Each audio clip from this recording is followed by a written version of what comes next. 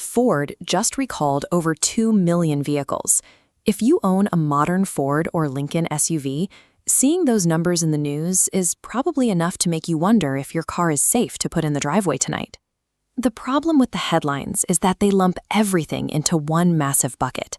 A camera that occasionally flips upside down gets reported with the exact same urgency as a suspension system that could collapse on the highway. This chart shows the actual breakdown of those 2 million vehicles. The vast majority sit right here in this massive segment. These are software glitches and minor annoyances. Only a tiny fraction represent an immediate physical danger. Waiting for a letter in the mail or trying to guess based on a news report is a bad strategy. Mail gets lost, and secondary buyers often get missed entirely by the corporate mailing lists. You need to triage your specific vehicle. By checking your exact identification number, you can find out in seconds whether you need to park your car immediately or if you can just ignore the news and keep driving.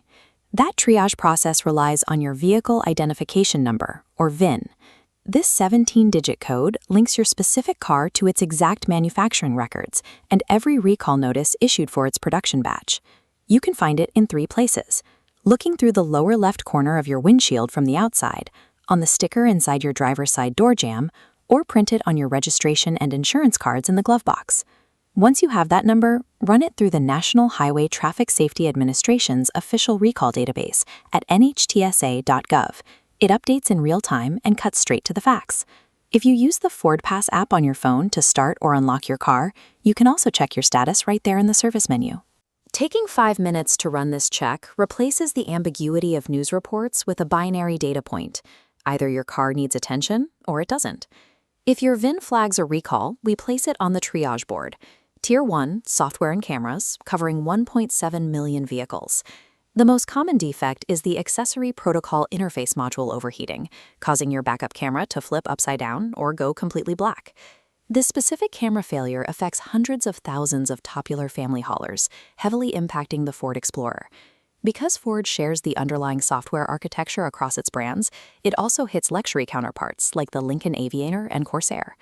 Ford is currently writing a software patch to fix this API-M glitch, which they expect to release in the second quarter of 2026. You just have to wait for the over-the-air update to push to your car. You won't have to spend a minute at a dealership. The trade-off is that you have to rely on your mirrors and physically look over your shoulder when backing up for the next few months. Tier 1 issues require patience, not panic. Rushing to your mechanic today will just waste your afternoon because the software to fix it literally doesn't exist yet. Tier 2 moves us into medium-risk territory. These are physical hardware defects that cannot be solved with a cloud download. This group covers a wide range of mechanical components, from seatbelt retractors locking up in the Expedition to windshield wiper motors degrading and failing over time. It also includes a suspension hazard for the full-size Ford Bronco. The rear shock absorbers can experience severe corrosion between the reservoir and the main shock body, potentially causing the reservoir to detach entirely. If your VIN flags a Tier 2 issue, your required input is manual. You have to call a certified dealership and schedule a physical inspection. Technicians will evaluate the hardware. For the Bronco shocks, if they are intact, they'll apply a sealant and install a retention clamp. If they're already damaged, they will replace both rear shocks entirely, free of charge. The trade-off here is logistical friction. You have to sacrifice your personal time to drop the car off, and you may have to navigate supply chain back orders if replacement parts aren't immediately available on the shelf. Ignoring a Tier 2 recall because it's inconvenient is a mathematical mistake. Leaving it alone guarantees that a free, scheduled repair will eventually devolve into a highly expensive, dangerous physical failure on the road. That brings us to Tier 3, the highest risk category. These are severe, immediate threats to your safety that carry strict do-not-drive mandates from the factory. First, roughly 694,000 vehicles, primarily the Ford Bronco Sport equipped with a 1.5-liter engine, have fuel injectors that can crack. This leaks fuel directly into the engine compartment, creating an imminent under-hood fire risk. Second, thousands of Ford Maverick pickups and Bronco Sports have front-lower control arm ball joints that can detach from the wheel knuckle, resulting in a total loss of steering control at speed. In official safety recall reports submitted to federal regulators, these specific vehicles are under a mandate to remain grounded until they are inspected and repaired. If your VIN is on this list, you must stop driving the vehicle immediately. Your next step is call Ford's dedicated customer service hotline to trigger complimentary flatbed towing to a dealership or to request a mobile repair dispatch. The trade-off is harsh. You instantly lose access to your primary transportation, and you have to navigate the often frustrating process of securing a dealership loaner car while yours is in the shop.